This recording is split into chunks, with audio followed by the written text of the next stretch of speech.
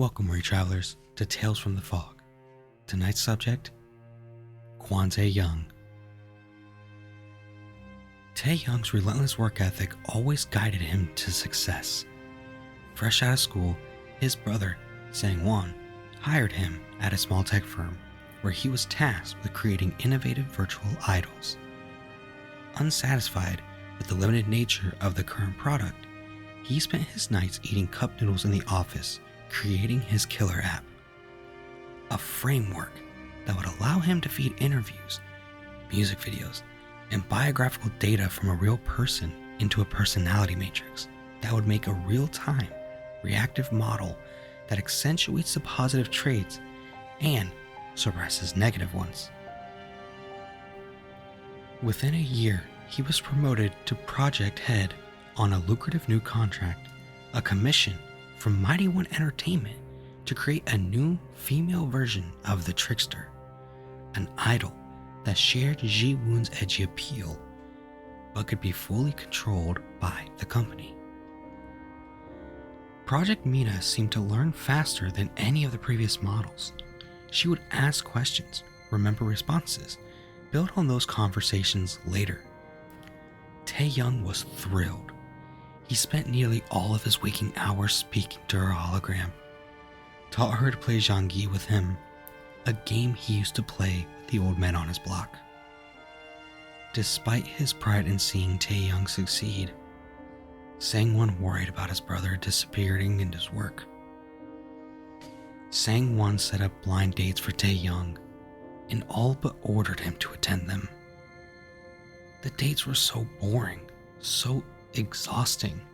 As much as he hated to admit it, talking to MiNA felt more real than any of these dates did. That all changed when he met Yoon-ji. She was his polar opposite. She didn't take work seriously, and she read Tae-Young like a book, grilled him on his tunnel vision approach to life, challenged him when he spoke of his lofty goals to surpass his brother, asked him what his backup plan was. It was something that I had never considered. Why have a plan B when he could always make plan A a reality? Tae-Young was completely disarmed. The two stayed all night laughing and trading embarrassing stories. For the first time in ages, he went straight home after the date. Tae-Young started to see Yoon-ji nearly every night, and, to his surprise, MiNA's development advanced faster than ever.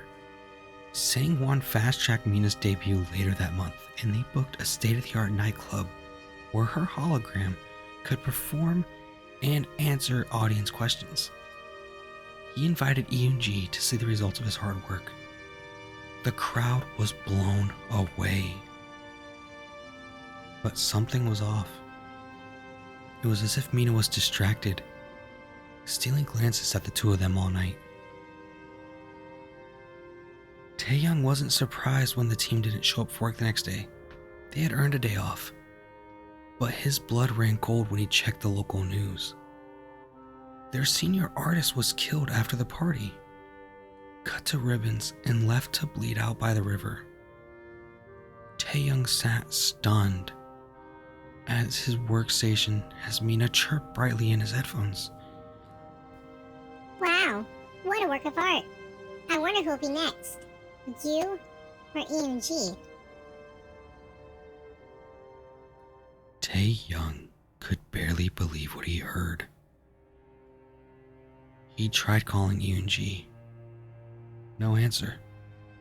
He dug through MiNA's code, saw hundreds of commits, all commented with lyrics from songs.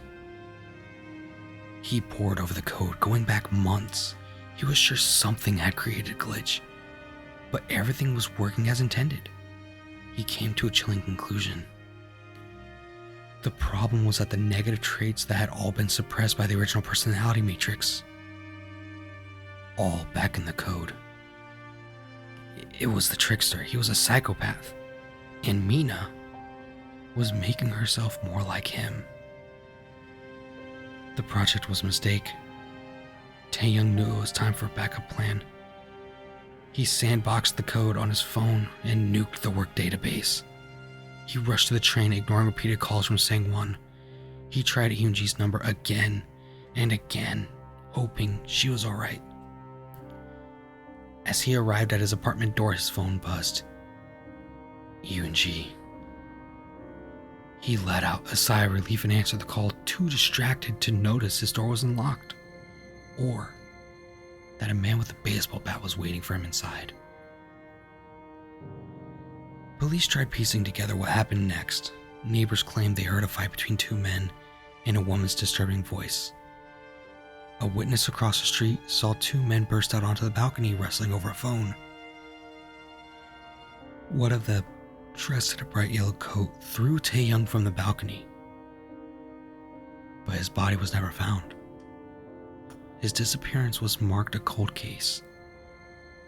It was as if Kwon Tae-Young and his phone had simply disappeared, wiped from existence.